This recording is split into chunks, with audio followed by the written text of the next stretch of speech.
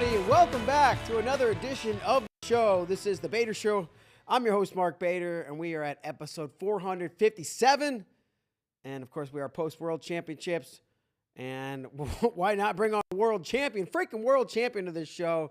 He was 92 pounds, gold medal, his first senior world championships. Trent Hidlay. Trent, thanks for joining us, man. Congrats, and how you doing today? Me on. Do you say 92 pounds? I haven't weighed 92 since I was like 8, I think. Thanks for keeping me in check. By 92 pounds, I meant 92 kilos. What times it by 2.2? 92 pounds, yeah, you were probably in fourth grade. 92 kilo world champion. Does it set in? Does it seem real yet? Like world champ, like, okay, forever you want to do it, then you do it. And it's like, I did it. Does it feel right? Does it feel real?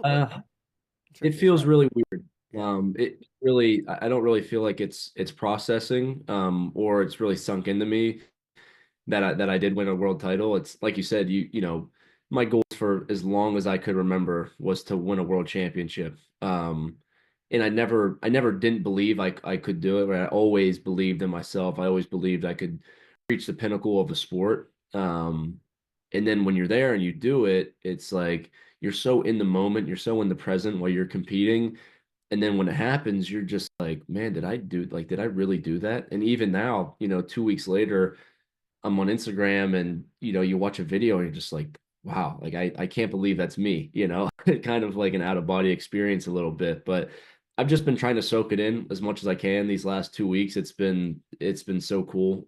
Just such an emotional roller coaster at the tournament and then coming back, and yeah, just getting back to reality is a little challenging, but I'm just trying to enjoy it as much as I can. Yeah, and a person who is no stranger to emotion, showing his emotion, you, right? Like, I'm sure kind of trying to calm back and get back to life is, you know, an adjustment. But, man, speaking of Instagram, I see you, was it last night? 2 nights? Were you WWE RAW, front row tickets? They gave you a shout out. Tell me about this experience. Yeah, last night was awesome. So Jacob Casper, obviously, well, Julius Creed, should I say, they were in Raleigh last night, and he got us hooked up with literally the best seats in the house. I mean, we were front row, right behind the announcing crew. We had guys flying into us. We were talking trash with the dude. It was unbelievable. I hadn't been to a WWE event since I was a kid. And it was me, Tommy Gant, and Nick Wisdowski. We were right there in the front. It was so cool. It was really, really cool. Is that something that one day is the door ever open for you to go try to be a pro wrestler whenever freestyle wrestling's over, or nah? Well, I certainly won't close the door on anything. I mean, I have some personality I think I can tap into, but I'll tell you what, those guys are really, really good at what they do. I was really impressed with the level of production, professionalism, just like the show they put on, and the crowd was just so into it. Like I've never seen people more into just the theatrics of it. It was cool to be there, and it's cool to look around and be like, dude, this is like this is like the best days of some of these people's lives, is being here and watching these guys put on a show. It was just really cool. So I was really impressed with just the performance by the wrestlers out there. And when you say the fans were so into it, and the theatrics could mean a lot of things. And it's probably a combination, but was it more the physical skills they're doing in the ring, which is super impressive, or the antics, the talking and the jawing and that part of it? Both. I mean, like the entrances of the athletes, when their song comes on, the people lose their minds. I mean, you look up into it was a sold out crowd. Everyone's got a sign made up that they handmade. People have got their own belts they bring in. It's like it really is like so much excitement for them to see these guys come out. And then they're doing these crazy tricks. People are getting thrown through tables and getting hit with chairs. I mean, they're into it every second of the way. The promo just as much. The guys talking trash to each other. They're getting the crowd involved. It was really a sight to see. That's fantastic. Well, I guess it's exciting to know that the door's not closed for you on that. Whether and how open it is, who knows? But I think you're just big enough, right? You'd be on the smaller end, but you can put on some size, and you got personality and obviously athleticism. So if that's something you want to do one day, I think you'd be good at it, and I think it'd be fun. But who knows what the future holds? We'll keep you locked in through 28 at least, and and maybe on with freestyle wrestling. But let's talk, wrestling, obviously. Like, and you said at the top of the show, right? I wanted to be a world champ for as long as I can remember. Try to remember back when you first learned what the Worlds was Burroughs wrestling in that time, or who was the person, man or woman, that you were looking up to that you're like, wow? Because I was a kid with John Smith, which is like you could barely watch it on TV, but okay, you heard that John Smith was this guy. Who were you watching when you're like, I want to be world champ? I just watched that person do it, or give me some context here. Yeah, so I started wrestling when I was 5 years old, which would have been about 2004 time. And I'd say one thing that I was just extremely blessed with growing up in the heart of Pennsylvania. My second or third year wrestling, Hayden and I started going to Ken Chertow's home training center in State College, and he was an Olympic wrestler, and I forget what year. It would have been in the 80s maybe. Yeah, I think it was 84. I think. But I mean, when you're a little kid, it's just that's the first thing drilled into your head is world and Olympic champion, Fargo champion, wrestling at the highest level, Division I, and winning world and Olympic titles. And it just never seemed like something that was out of reach or something that I could do, because you're being trained by someone that did it, and you're around other athletes who are trained to do the same thing. And just the high school guys that were in that club at the time, like Zane and AJ Shop and Quentin Wright. I mean, these guys were excelling in high school and going on to win NCAA titles and win Fargo. So it never was something that I wasn't, preached or exposed to as a kid. So I think being around that level of attitude and that mindset, and then of course, as I started getting into middle school, I think 2012 was probably the first Olympics that I sat down and watched like every match. And to see Varner win it and to see Burroughs win it, that was really cool. I remember sitting by the computer with my brother, and we watched it. And it's like you just get a taste of that. You see the guys, the emotion that they have when they win, and for them to get the flag and run around, it's like, man, I want that to be me so bad. Like I want to feel that so bad. So I'd say just being exposed to that mindset and that goal planning at a young age, it was always something I felt like I could do. Sure. And then you were on a couple age group world teams, right? I think U20s and 23s.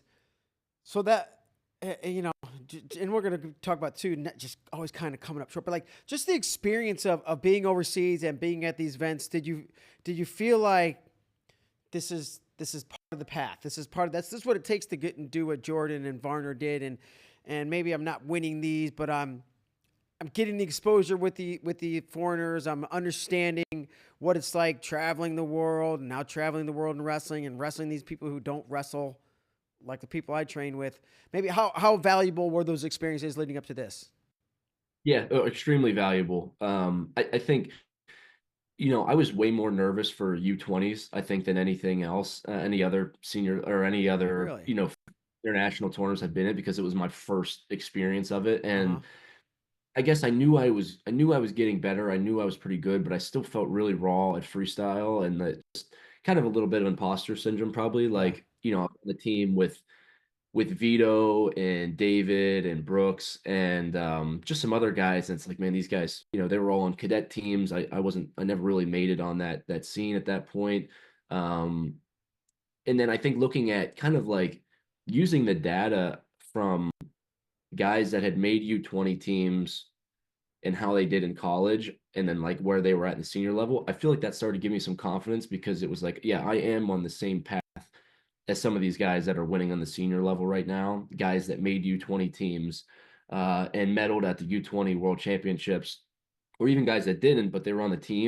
They were on that track to doing well at the senior level. So I think that gave me some confidence, knowing that I was on the right track. And even if my wrestling might not have been at that level of what I knew it probably needed to be, it gave me reassurance that I was doing the right things, and that I was on that path to do good things on the senior level and NCAA level. Yeah. And I like hearing your mindset and your perspective, because from a lot of people, it's probably like, oh, this guy's really good. He's on the junior world team. He knows he belongs, but then you're there with these other guys who are like, these are like even above blue chippers, and like guys that are even at that elite level can still have, question or not completely sure, or their confidence isn't what you would think. and that's going to tie into like my next question is like, man, this guy's like right there. It's like always the bridesmaid. He's second and so many things. He comes out of, right into college. He's in the NCAA finals and right. He's on the junior but he's always fucking second or third, excuse me. But I'm sure that's how you felt, right? Probably like, and was there, not a lack of confidence, but maybe just not just missing the top piece. Was there something up there that was missing, just coming short? It's like, you're clearly really good and probably good enough to win, but he just didn't win that match. He lost by a couple points, but yeah, talk me through that as well. Yeah. What's really interesting about my career, like probably, and not saying worst as in I was bad because I was good, but the worst version of myself in college wrestling was probably the closest I was to winning a national title. And that was my freshman year, like in on a leg, trying to finish a shot in the national finals with 20 seconds left. And that was like the the worst version of where I was because I just got better each year and I was a little farther away than that moment. So that, college wrestling it's an interesting thing because I just always felt like I had so much weight on it. Like there was so much weight put on winning a national title. And even now, like really funny these past 2 weeks, people be like, yeah, you didn't win a national title, but you made it world. Like, wait a second, like this is backwards. Like look, like I was really bitter. I think I'm still kind of bitter about it just because I'm a competitor and that was like my ultimate goal. But it's like, man, I just did something way harder than that. And I think a little it's interesting as like in America we value that so much. And I still value it a lot. But I think coming in, to college, it was so important. And yeah, I was always just a step short, right? Whether it was a technical thing, maybe I just didn't quite have that area figured out, or the mental side of it. Like I just didn't quite have a process that I trusted in to handle nerves or anxiety, or just circumstantial. Like the 1 year going in the NCAA's, I was red hot and I got sick the first day, and it was like I couldn't eat or drink anything. I couldn't run, and I'm like, man, why is this happening right now? Yeah. Uh, and the next year, I hurt my neck really bad, and it was like I just, yeah, I for whatever reason that at those tournaments, I wasn't able to put it together.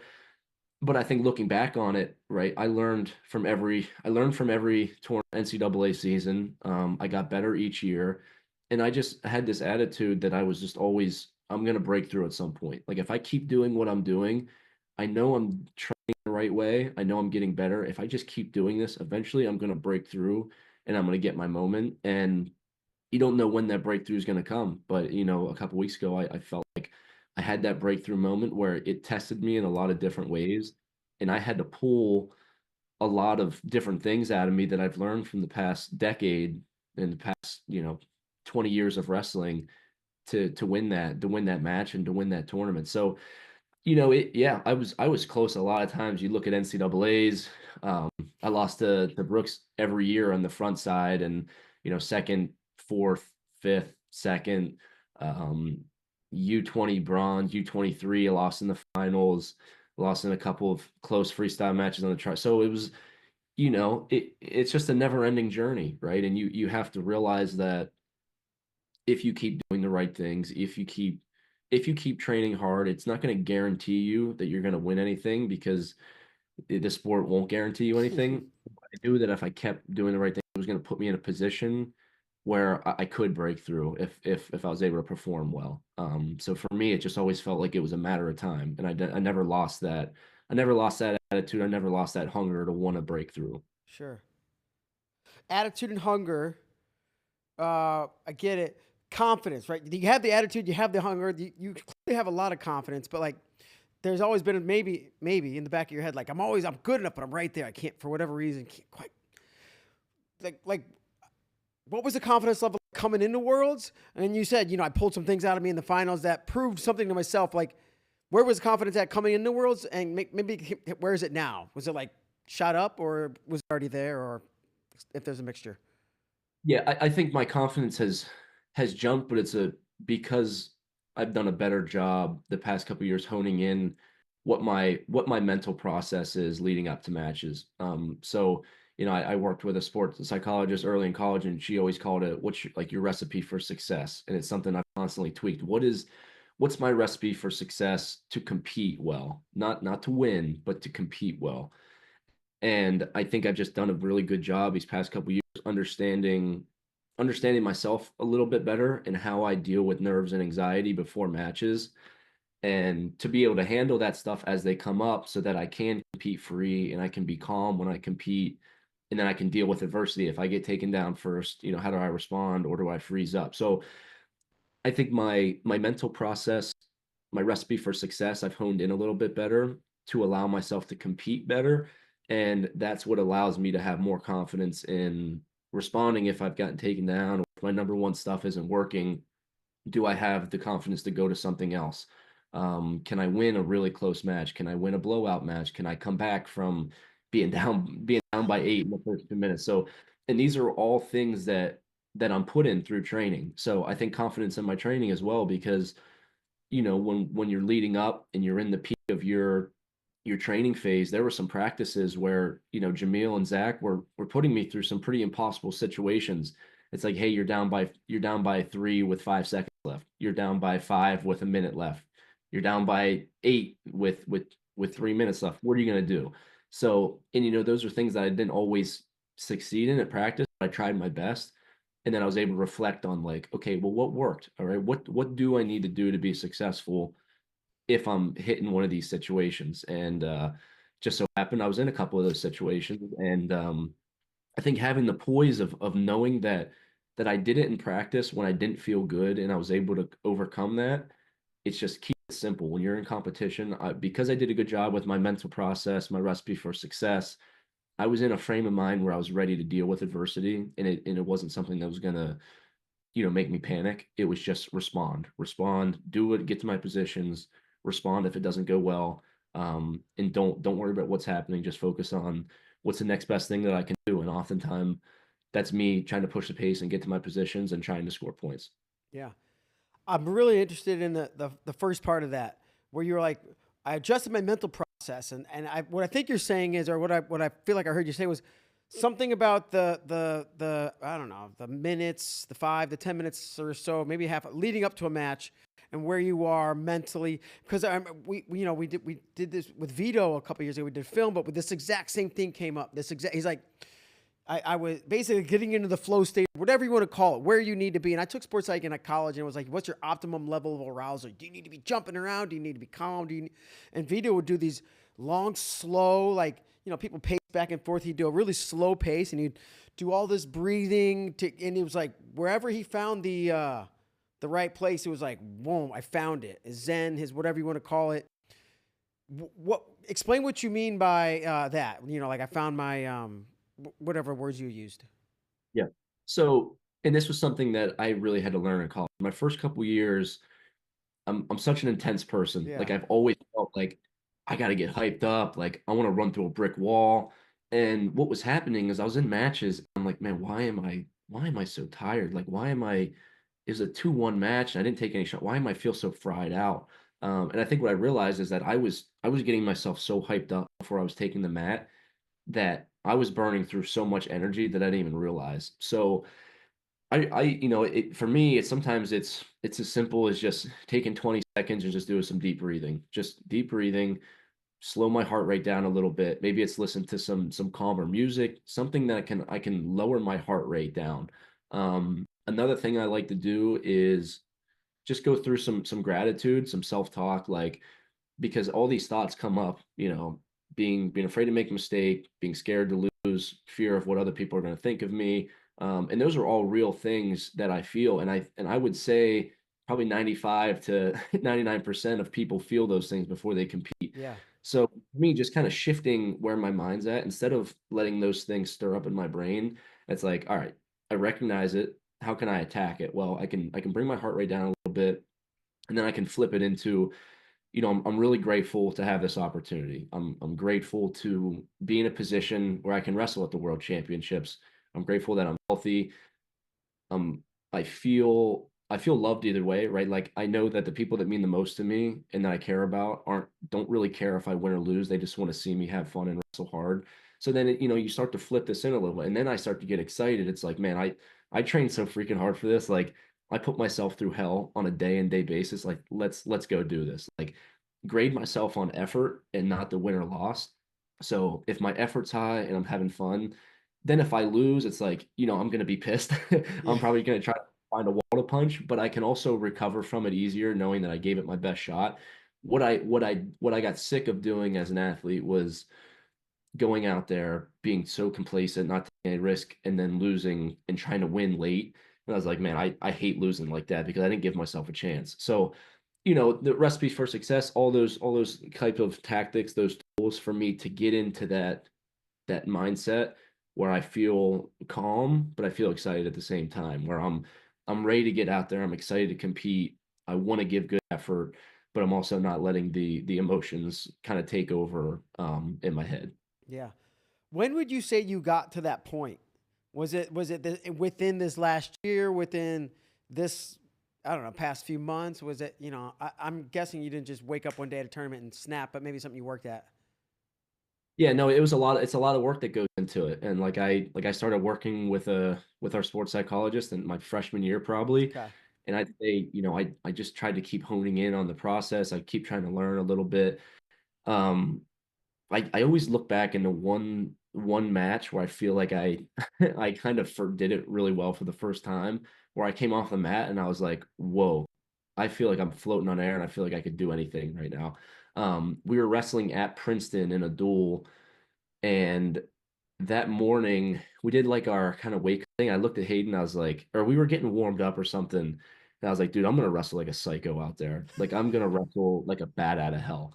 And for whatever reason, I think like shifting the focus from like winning or losing, like I wasn't. I think I knew that I should win and I was good enough to win, but like, what happens if I go out there and I wrestle like a psycho, like I do in practice and a live go? Like, is someone gonna be able to keep up with me? And I went out there and I just kicked ass. And I remember coming off the mat, I was like, dude, I could do that. Oh, I should be able to do that every time. Um, so I think that was a good moment for me to kind of just I finally trusted and like letting go a little bit and like not trying to make it perfect and just make it messy. And I think that gave me some confidence moving forward to just continue to try to hone in like what that process looks like for me as far as a mental standpoint so that I can be able to pull the trigger when the matches start. And I'd say like my that year, I think going into like my fifth and sixth year, going into some of the senior level events, every match was just it just became data for me. Like, okay, what did I do before my match? Did I feel good? Did I not feel good? Did I feel like I was free? Was I not free? Like, what do I need to change? So I'm just constantly trying to make little changes, and I'm still doing that. So every match, every tournament, there's a lot of reflection that goes into what my process looked like, what the result was, how did I feel, so that I can keep kind of tweaking that recipe for success. But that Princeton duel, yeah, I was like, it's like I was like, you know what, I don't care. I'm gonna wrestle like a total freak out there and just see what happens. That's fantastic. And within this is like it's a process. Every tournament I get a little data. Every match tournament I get some data. And then was there ever a match or a tournament that gave you the most data or information? You're like, oh, okay, I realized something from the way I handled whatever. um, Maybe not one specific moment. Well, actually, and this might have been trying to remember here. The one time we had the US Open in Coralville. Um, Yeah, 22 or something like that. 21. oh man, it was the first time after COVID. Yeah, maybe it's 21. I think it was And the this would have been before that Princeton match. yeah. But looking back on it, I think this was what kind of sparked like, because I finally, when we went into this tournament, we had that COVID, right? I just come off losing in the NCAA finals, and I don't think I realized. I think that was one of the moments at the tournaments that I realized like I have some competition anxiety. Like these things affect me.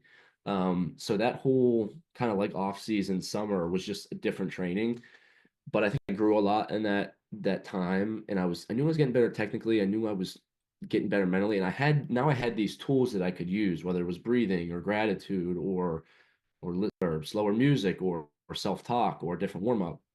And I was so excited to compete after that at that U.S. Open because it was the first time I hadn't nobody was able to compete all summer basically. Yeah. man, I feel really lucky to be here. Like something I love was taken away. Like I feel really lucky to compete. And I competed pretty well. I wrestled David McFadden and I beat him in a close match.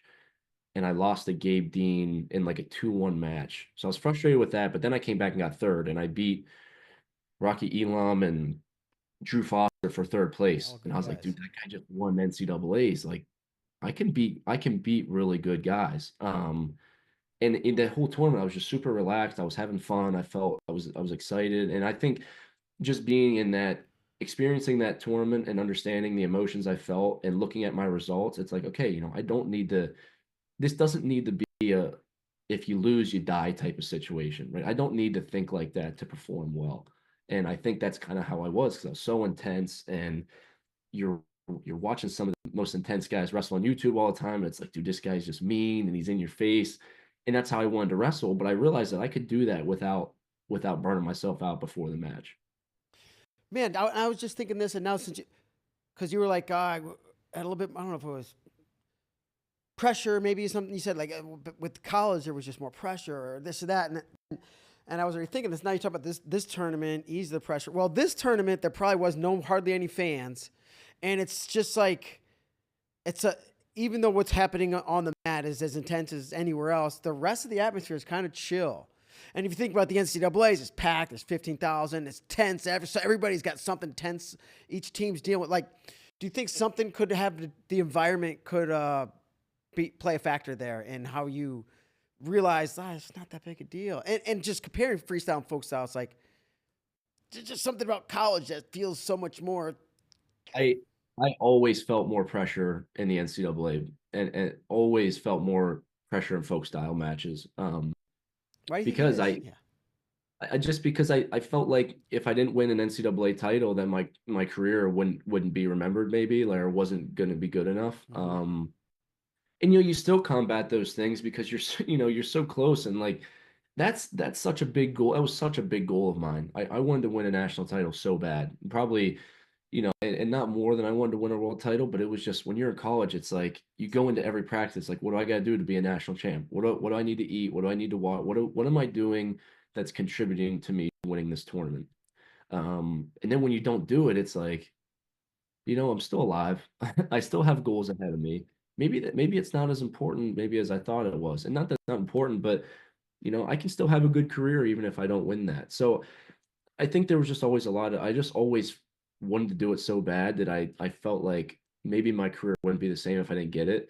And I had, going into these freestyle tournaments, it always just kind of felt like, I'm here to compete and to wrestle some guys that are older than me that, and I was beating guys that were winning NCAAs. Like, I beat Drew Foster, I beat Miles Martin. I was in close matches with these guys that, had won NCAA titles. And it's like, yeah, I can beat guys that level. I wasn't able to do it at NCAA's, but I was also, at a weight with a guy that just so happened to be really, really good. And I look back at some of the 197 practice, I was like, man, maybe if I was, a year older or a year less, I probably would have won that tournament. And that's just, that's how it is sometimes. And I think that way about my brother too.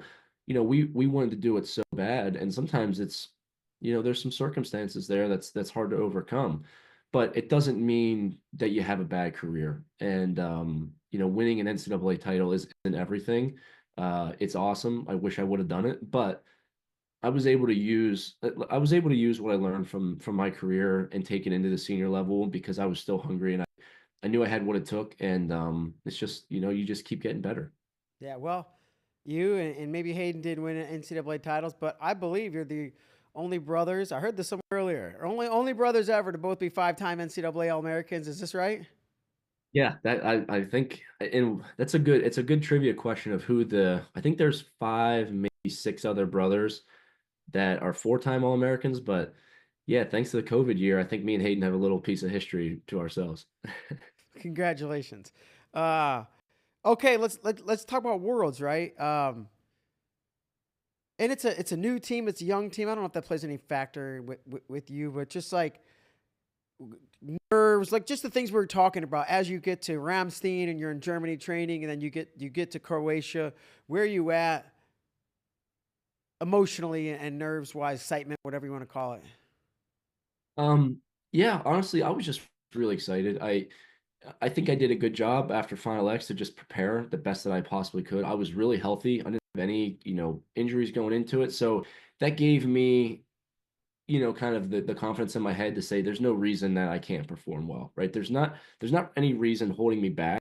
It doesn't get, like I said, there's nothing guaranteed just because I worked hard, just because I did everything right. That doesn't mean I'm going to win, Mm-hmm. but it gives me an opportunity to wrestle my best. And with this team, with there being so many new guys, one thing that I kept coming back to myself with is like I've been a leader on every team I've ever been on. Why shouldn't I try to lead this team as well? And whether guys really looked at me as a leader or thought of me as a leader, I wanted to set an example that's like, just because maybe this is my first team or we have some young guys in here, doesn't really mean anything, right? We all have an opportunity to win a world title because we're being entered in the tournament.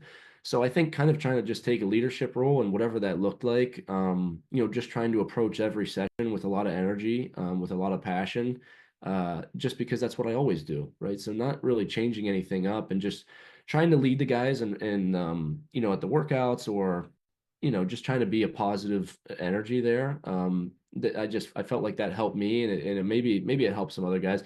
Probably some of the guys think I'm crazy. But I think we had a fun time. I think the vibes were always good. Nobody was really stressed out.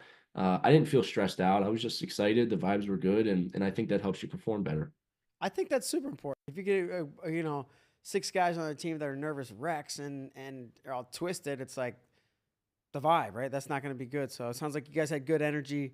What like brackets come out? What kind of person are you when you're in the tournament, nationals, worlds? What big deal? Brackets come out. How do you handle it? I'm a big wrestling fan, so I love looking at the bracket. Like I love looking at who the other guys have, who they're gonna wrestle. Obviously, my bracket. One thing about the international tournaments that is unique is kind of like the random draw aspect of it. And the seed, there's some seeds, but I was the 8 seed and I had beaten the 1 seed, so I was like, in terms of like positions in the bracket, there definitely is some good draws, but I like at those tournaments to try to wrestle one of the best guys on my side because I want to compete against these guys, especially early. If I can get them in the early rounds, I feel pretty good about my chances.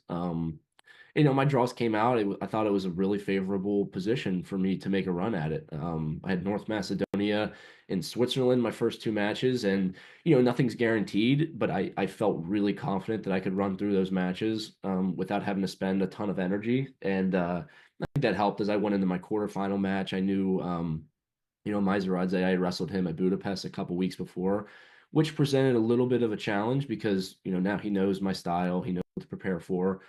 So that made it a little tricky, but I was very poised in that match. Just took what I could get and moved on.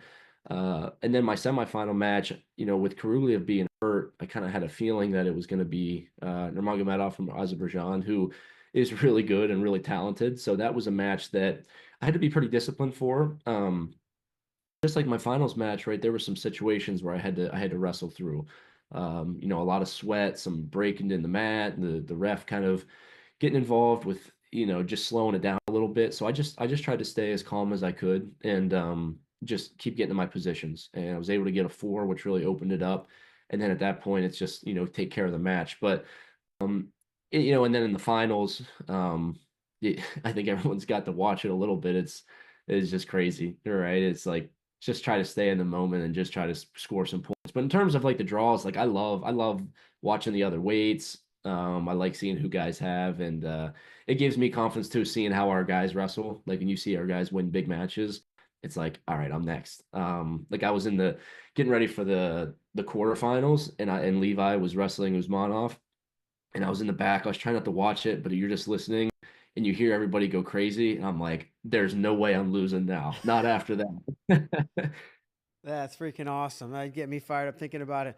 Yeah, you kind of talked about the tournament. I want to really turn to this gold medal match and put that up on the screen, and really we can just kind of talk about it and watch it. And it was freaking amazing. And like, obviously you never gave up on yourself, but man, there had to be some moments of doubt or like, oh God, how am I going to do this? So Amanda, whenever you're ready, if we can play this, we can turn the audio down. But and So did you have? really Yeah, go ahead. I'll let you rip.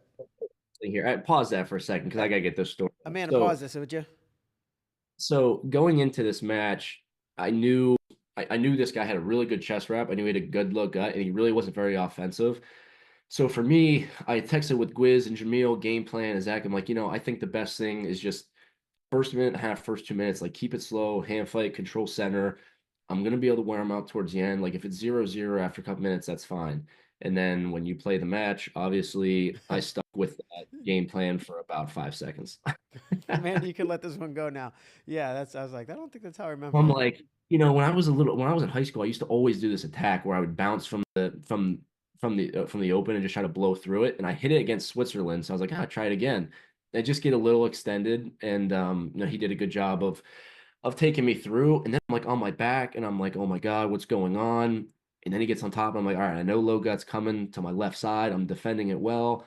And just when you think you're defending it well, then you get taken over. To the And right. in 30 seconds, you're down 6-0. And you're like, all right, get back to the center, get ready to go again. So there was never in that moment, like I knew it was bad, but it was just like, just respond, just get back to the center, get back to offense. Like you're fine. You got time. Just don't even take the time to try to process what just happened. Just get back to the center. All right. Start hand fight, and who cares what the score is? And at this point, you got to be a little careful, right? Because you're a move away from it being over, and I knew he had that potential. So I think I did take a little bit of time here, and I didn't attack for a little bit because I was just like I just need to reset a little bit. So just kind of get to a thumb block and hold position, and just let the match play out a little bit. And I think off a restart, then I ended up getting a takedown here. But I was definitely just trying to breathe a little bit, just get my bearings. I knew there was a lot of time left. I didn't need to necessarily force anything, but I was trying to get a read on that underhook.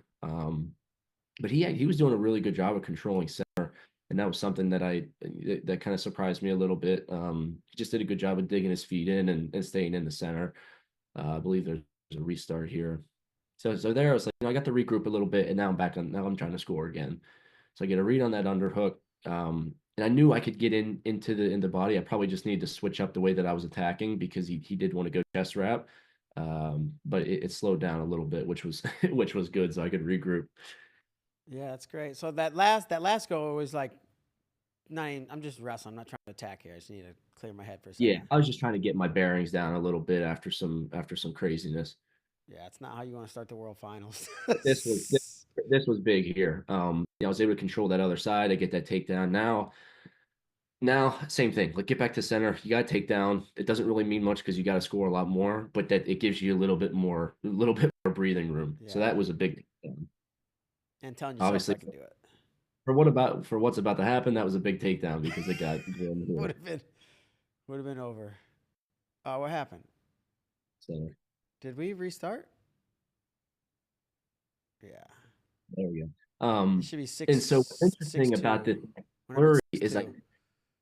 Yeah. I did a better job on this next exchange, but it still just wasn't good enough, Yeah. right? So I get back to that same position. I There we go. try to take it through, um, Oh, and we'll get to it. the But score should be 6-2. It should be about 4 minutes left in the period. 6-0. There's a 6-2. We can let it play. yeah, there we That's right yep. here. That's the last takedown we saw. Perfect. Yep. So I start getting a read on this underhook. I get into another great shot, and I do a little bit of a better job to try to make it my own. But you can tell why these aren't my points here. So another good underhook. Punch it again. I get to that far knee. Same position here, and I just go a little bit too much. So if I would have, Hey, I think I was you in can the do that one more time, Amanda. I was in the position to make it my own points, but I let go of my lock, and that's one thing they look for a lot, right? If the guy's attacking, if he keeps his hands locked and he drives through, you're probably going to get those points. But my hands locked because I try to brace, he takes me over and he ends up on top. And yeah, this was not good. There it is. So right there, Oh, you see my hands. you never even got your hands locked. Yeah, no, but my hand comes down to stop on the mat, and then I go through, and he ends up on top. Okay. So I'm sure we'll see it on the replay too. So, all right, but that's good to know. So you knew immediately these are my points, or was it upon watching I later? thought there was a chance. Right when I came up, I was like, man, that was my four. I took him right over. But I think the way he ended up on top too, like his hips ended up on top, Yeah. it did not look good. For like obviously my move, he defends, I brace hand there, and then he ends up with his hips on top, which was I think the bad look. So what's even worse about this is they go. It never should have been for him to me. That call really doesn't make any sense. It either had to be for me to him or just for him. They call 4-2 and we challenge it. So we win the challenge, but they just go for him. So instead of it being 10-4 and us wrestling, we challenge it. They go just for him, and now I'm down 10-2. So it was bad, it was worse, and then it got really bad because we won the challenge. You won the challenge and you lost yourself 2 points. Yeah. So at this point, this was a really, I mean, this was hard to match because I kind of thought it was my 4, and then rewatching it, I was like, yeah, that doesn't look good. And you know, and this is where probably a little bit more maturity and experience. If I'm a little bit more honest with myself, I should have told the coaches not to challenge, right? Because I would have known that, coming out of there only giving up 2 points was probably a win. But I was like, yeah, go ahead and challenge it. That could be for me. So maybe a little bit of, I don't know, just more seasoning, more being a veteran, maybe would have been better. And now this is hard to wrestle down by 8 because if you make one more mistake, it's over, right? But I wanted to score before the end of the period. I was like, if I can get one more going into this period, I'll be all right. And I hit a great shot, great ankle, and I hear you're like, oh my God. But what Uh-oh. I did Uh-oh. better here was keeping my hands locked on the single. So you notice once I get to that leg, Yeah. I keep it the whole time through. So it's my attack. He goes to counter. I hold him to his back a little bit, and I never let go of that leg. So that shows, I think, to the ref that, hey, this is my attack. This is me finishing it. I'm holding the leg. And Jamil felt really comfortable with it. I was really, really nervous right now. This was probably the worst feeling of the entire match was watching this because I was like, man, they could go to him. But you see, I get my hands locked right here. I go take him over. I hold him there for a little bit, and I end up on top. You could maybe argue 2-2, but I don't think it was to him, just to him. I think there were some points for me there. Just so happens they challenge it, and I think the reason they wanted to challenge it bad was because I think and this is just me, but I think they wanted to end it there because they knew that it was going to be a dogfight. That if they could just end it there and that be the match, then that was their best case scenario. But in this moment, yeah, I was nervous. I remember like pacing back and forth, and it not like laughing, but I was like, man, if I lose like this in the World Finals, I'm gonna be really pissed off. So I kind of, I said in the interview, like I said a prayer to God. I was like, man, please just give me one more chance. Like give me one more life at this. And I just had a feeling I could figure it out. If I had another chance to keep this match going, I felt like I could win the match. And my prayers were answered. I won the challenge. We got another point for the lost challenge. And all of a sudden, like 10-5, I was just like, man, I'm in this, right? I'm in this. Let's get to the end of this period. There was like 3 seconds left. I actually tried to get a shot right here too, which was almost bad. Uh, at this point, there's a lot that had happened, right? And I knew that. I just wanted to get to my corner, just get towed off, get a quick drink, kind of hear what the coaches had to say, and then get back to action. And right now in my head, right, Joe and Jamil did a great job. One thing Jamil kept saying to me, and he must have said it 10 times, it's like, you're built for this. You're built for this type of match. And I am. Like if you watch the way that I train, you watch the places I take myself when I go into training, I was built to be able to deal with some adversity and put myself in a really uncomfortable position to win in terms of how I was feeling. So, and I broke it down into something simple, like it's no longer a 6-minute match. It's no longer 0-0. It's a 3-minute go, and I'm down by 5, and he would be up on criteria if I scored 5. So I got to find a way to score 6 points. And I knew he probably, wasn't going to take a whole lot more attacks, so it was going to be on me. But it was just something that I could process in the moment. Like, I don't need to score 10 points. I only need to score 6, right? And that's 3 takedowns. I can get 3 takedowns in 3 minutes. That's just kind of where I took my mindset to. Love it. And you're a psycho, so you got that working for you too. Yeah. And there's part of it that you enjoy it. You're just like, my and there's not a whole lot actually, this was a great single leg. Um, but I try to rush it a little bit, and I come to the hip. Notice on this finish, I go to the hip. That's a Oh, this was a little nerve-wracking too. Jamil was freaking out in the corner because we were here. But the great part about this was that I made him work in the first 15 seconds. I didn't score, but I made him work. And one thing he does a really good job in this first minute and a half of this period of holding center and making first contact. And that was when I started to panic a little bit because I was like, man, I'm not getting my underhook. I'm not getting the feel that I need. I only got like a minute and 10 left. I think it's starting to get a little dire. So he did a good job of closing the distance here and getting to his first ties off the center. But what I was saying before, like when I'm visualizing and you're laying in bed at night, I used to always would think like, you're down by 7, you're down by 8, you got to come back in 2 minutes and you win in dramatic fashion. And like that's always kind of how I visualize. When I was cutting weight back in the day, it was like you need to take down with 10 seconds left, you get it, the crowd goes wild. So I feel like I've always kind of wanted that moment and I never had it. So when this opportunity came, it's like, man, dig in, this is what you want, then go get it. So, I'm working pretty hard to get to my hook. Just can't quite get any openings. He's doing a good job of matching the hand fight. And this was key here. So I got a little bit of a break. You notice I do a little bit of a circle. Just take a deep breath, reanalyze the situation. I think there was how much time was left there? 140 yeah, something. looks like it. Um, yeah, so 140 left, time's starting to run out a little bit. And I knew I wasn't getting my underhook. I had to do something different. I had to throw something different at him. And this is where a lot of growth on my end is happening because this is something I wouldn't have been able to do before. You notice I punch my underhook. I try to go for an outside step. I find this inside tie and I pull an outside step to a double. And that's something in the past I wouldn't have been able to do because I didn't quite trust in my other offense enough Sure. because I was in this position, I knew my underhook wasn't working. I could have punched underhook for the next minute and a half and I would have lost probably 10-5. So it's like that tested me a lot. Okay, if you've made growth like I think you do, this is when you have to be able to do it. You have to be able to execute when the time gets there. And I was able to keep kind of pop my head out there, so I avoid the chest wrap. And then what's funny about this when it was 10-5, when you're in it, your body's just telling you to quit so bad. You want to be done so bad, and you're Boom. like, and that was sick. But you're 10-5, you're just like, man, maybe it's just too far gone. And I get that takedown. I'm like, okay, 10-7, I can't give up now. Like it's within, I can do this. And I come back, and because I hit that other attack, it opened up my underhook, and I was able to blow through one right there.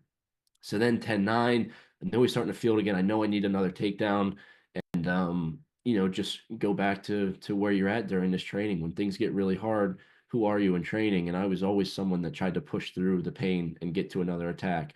And that attack there was a great adjustment from the first two, right? Getting my head up, getting my hips in, kind of sagging back a little bit. And I got a 4. You see me going for this late. I didn't realize I got 4. I only thought I had 2. And I was like, 11-10, if I can just get a turn. Being up by 3 is way better than 1. Yeah. So I try to get this lace. I don't get it. And then I look up and it's 13-10. I'm like, okay. So it's like weird. I still feel like I'm losing, but the score is in my favor. So I try to just not even think, just kind of get back in there. And same thing. How many times I've done drills in the room, you're up by 1, you're up by 2 with 15 seconds left. And I just try to get to my underhook. And yeah, this is probably my favorite part of the match. You kind of see me look up and I just like smile. Like it was I remember looking up at the scoreboard. I was like, dude, did that just happen? Like did I really just pull that off? And it was that was just so much emotions. It's like everything running through your head and then I just get sniped and it's just like, oh boy. So awesome. That Yeah, was it was. awesome. And then beat your hands into your face to try to knock some sense into you. But dude, it was just you got Jamil yelling in your corner. My whole family was there. The crowd's there. It's just like I can't believe that just happened. Like I can't believe it just for it to win is one thing. To win like that is just like, damn. You're hit with so much emotions that you almost feel numb. You feel like you're kind of just like walking on air Yeah. and it just feels so good. It's I said one time, I was like, man, it's a feeling that you just can't buy. Like you just can't get it any other way than that, and you can't really describe it any other way either. Yeah, it's gotta feel surreal. I was with my parents and some of my siblings. We were watching this, and sure enough, you win, and I go, oh guys, watch it. This dude's about to explode. This I don't know what's gonna happen. This guy's he's and you just like fell on your back, and I was like, no, I swear, this guy's gonna go nuts. Just give it a second. He's gonna go freaking nut. And I think if it's all this stuff, this stuff right here. I was like, I knew it was coming. It was awesome to Yeah, see. It's really fun to watch this. yeah. It's yeah, it's crazy, man.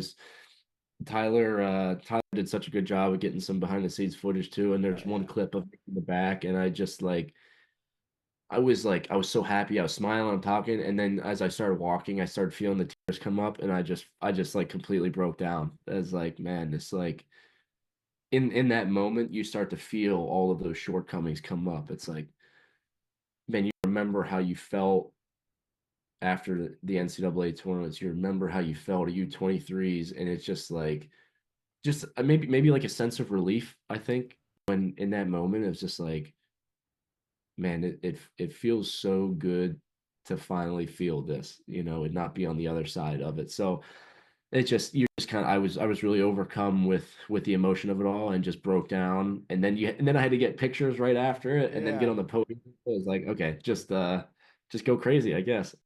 Just I guess the emotions you can't describe. Such a whirlwind, I guess is the word I was looking for. Just whisked away, and you're in the back, and medals, and really, really just awesome. Did you?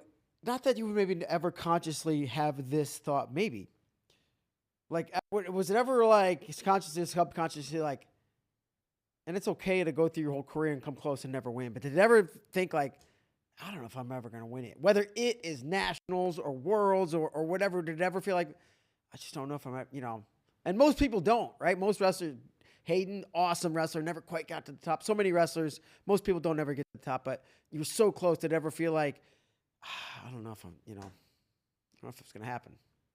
Well, yeah, I think but where I've grown in that aspect is, instead of having that thought of like, man, I don't know if I'm ever going to win this, I grew into more of, it didn't really matter. It didn't really matter if I didn't accomplish NCAAs, or if I never accomplished my goals, because it doesn't need to be my identity. And I knew that my value is more than it, and that's something I didn't know in the past. But I think I matured and realized, and one thing I think that has helped me a lot is growing in my faith. The past, I've had the 1 year at NCAA's was the lowest moment of my entire career. Probably, honestly, it might have been in my life. Like, I had hurt my neck in the semis. I lost to Brooks. I lost for third and fourth to Caleb Romero. And when I say that I just beat myself, like physically self abuse, I mean, I punched myself so many times to the point where I messed up my neck really bad. And I was just in such a low mental place, because an NCAA title was something that was like an idol to me. And I worked really hard, and just my faith and in Christ. And I think that gave me a lot more freedom to realize that, you don't need to win this to be happy. You don't need to win this to be complete. And that just it freed up a lot in me to just focus on being the best that I could, and trying the best that I could, and giving maximum effort. And when I started to do that, my results started to get a little bit better, and I was able to break through. So I don't think there's a coincidence in that you know my concentration and focusing more on my faith and what's really important, and kind of having my priorities set, it helped me realize that, you know, it's okay if it's okay if I don't end up winning a big one, right? Obviously, I always felt like I could, and I wanted to, and there was nothing that was going to get in my way of doing that.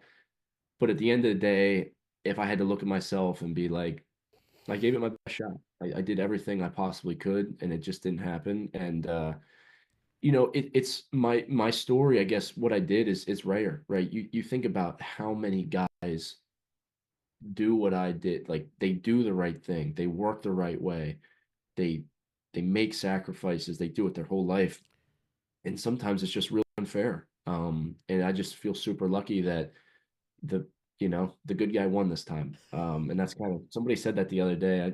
I think Zach Esposito, he's like, the good guy really never wins in this sport, but it did this time. So I just feel really blessed, really lucky that it was all able to come together for me. Yeah, and that's awesome that, what it all coming together looks like is like so many different things. It's like the technical, the grit, the heart, the confidence or the freedom that you talked about, right? Like people love me, whatever I win or lose. It's like all these little things come together, and they all played a little role in it, which is real. It's just really cool. It's like there's not just one little thing that makes you a great wrestler. It's like all these little pieces of your life strung together Yeah. and just seem to come together at the right time. Yeah, I think I might have said in one of the interviews after, I was like, I feel like my entire career was kind of that match kind of represented it. It's like you start thinking, but it's like, man, you're down big and you claw back, and then it's not looking good. You lose a challenge, you're so close, and then you just break through and you figure it out. And I never stopped doing that. I never gave up on myself. I never gave up on my style, right? Like I think sometimes I lost matches because I was so one-dimensional and so style, but I never gave up on my style. I never gave up on who I was as a wrestler, as a competitor. And I just always tried to grow, always tried to learn a little bit, and you grow a little bit each time. And yeah, I think that match kind of was just like, yeah, this is Trent Hidlay. Yeah, this is him. This is if he was gonna win anyway, it might as well be this way. Yeah, no, you freaking nailed it 1,000%. Um, so I'm if you haven't, I'm sure you had this question, but I think I know the answer, right? Obviously, 92 is not in the Olympics. 3 years, 2 years, whatever from now. 86, I would imagine. Yeah, I honestly don't really know. Yeah, I think about it a little bit. I go back to my senior year. I went up to 197 because I wanted to get better at wrestling. I want to become the best version of myself, and I think that's kind of where I'm focused right now. Is just get better, just keep getting better. Obviously I'll be 92 again. Just whatever that looks like in terms of what my weight looks like. I just want to keep challenging myself and keep getting better, so that in 3 years, whether I'm at 86 or whether I go up or probably 86, but wherever I'm at, it's like just keep getting better so that the point when you get ready for the trials, you're a little bit better and you're prepared to make the Olympic team. So, I probably won't make a decision on that for a while. I just kind of I'll stay at 92 and kind of see how it goes from there. yeah, well, that's certainly fair. Um, all right, what's next? Right, you gonna wrestle again this year? You gonna get overseas in 25 at all, or do you have a plan yet? It definitely switches up. It definitely changes a little bit with sitting in the finals at Final X. Yeah, It's a good advantage to have. So, I won't be wrestling at the U.S. Open, but if you know me, I love to compete. right. I love to get on the mat and I love to compete and I love to challenge myself because I feel like I learn a lot through those processes. So I'll definitely be competing. I don't have anything planned as of right now. Kind of just really letting everything set in Yeah, and try for the moment before I get myself back into training. But just trying to be around like the college guys right now and help them get ready for the season. Try to be a mentor any way that I can. Helping those guys out and kind of being, I'm not on staff, but try to help any way I can.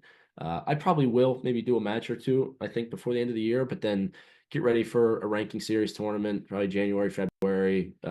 Maybe try to get some training overseas. So there's a lot of opportunity now, which is kind of cool. Like people keep hitting me up, like, "Hey, come do this, man! Like, come train here." I'm just like, yeah, I guess this is pretty. I guess there's just a lot of opportunity, right? Like, it doesn't, it's just really cool. So I have a lot of options. Jamil has a lot of connections. Zach has a lot of connections. So kind of see what I get into, but I'll definitely try to compete a good bit while staying smart and trying to just get ready for to make another run at it. yeah.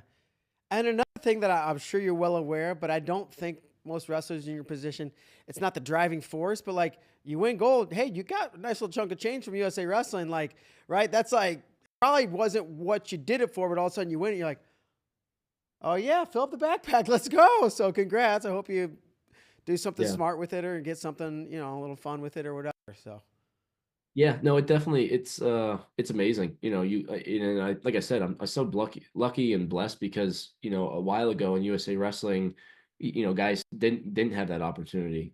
So I definitely feel like I'm getting taken care of very well, and it definitely eases on some pressure. But now I'm trying to figure out like the hell do I do to pay these taxes now? Like I'm like shit, man. I should have learned. Maybe I should have paid a little bit more attention in my tax class a couple years ago, but. Yeah. Yeah, it's awesome. Definitely make some investments and just try to set myself up well for the future while trying to and just enjoy some vacation and some downtime. But yeah, it's amazing time to be in USA Wrestling for sure. Sweet. Did you take a vacation or do you have anything planned? You gonna go anywhere exotic or are you in Branson, Missouri? What are you doing? Man, yeah, maybe I'll come out right into there in Missouri. That'd be great. I No, I came right back. My fiance are gonna go out into the mountains here in a couple of days and just disconnect for a little bit. So I Awesome. think I'm really looking forward to that. Maybe just leave my phone, leave Instagram in the car, and Oh, just get outside, enjoy nature, enjoy the Western North Carolina kind of this fall time is just beautiful. So excited to get away for a little bit and just kind of ease back in. But yeah, a lot of good stuff ahead. awesome, man. Well, cool. I hope you get out and yeah, disconnect and enjoy some relaxation time to be away from everything. But I'm gonna give you the final word, really, as we ride down to say anything you want to say about anything. Well, I think I just really appreciate all the support. It's so hard for me to go through all the messages and the Yeah, I bet. DMs comments, but like I see them all. I appreciate it so much that people people enjoy, I guess, maybe my wrestling or feel inspired from it. Because I think it's important that to know that, it wasn't always easy for me, right? It wasn't something that just happened. I had to work really, really hard at it and I sacrificed a lot. So I hope there's maybe an inspirational piece to that, but also just a chance for me to say thank you to everybody that reached out or made a cool edit of me or commented or sharing the match. I think the more that you can share that message of never give up, right? Never throw the towel in, regardless of what the circumstances are. Just it means a lot to me that people are so kind and they care about me and are inspired by it. So just a big thank you, and can't wait to get back in training. Jamil's probably going to be pissed to hear me say that, but man, I can't wait to get back to train and just go at it. Awesome. Yeah, well, it is inspiring, and people when people watch you wrestle, at least for me, it's like you can see this guy's soul. You can see what he's made of. You can see like what makes this guy. Watch this guy wrestle, and you'll see who he is. So that's what you did, man. Congratulations. Keep up the great Yeah. work, and thanks for coming on, and best of luck with everything. Thank you so much. I appreciate it. All right, Trent. Thanks so much, man. Have a great day. We'll see you soon. Thanks. All right, folks, and that'll do it. Hardcore Trent Hidlay is he's now world champion, so we're proud of him and happy for him, and he'll be in the finals of Final X, and we'll hopefully see him wrestle before that. But that's gonna do it for today's show. So for Trent Hidlay, I'm Mark Bader. See you guys. Thanks.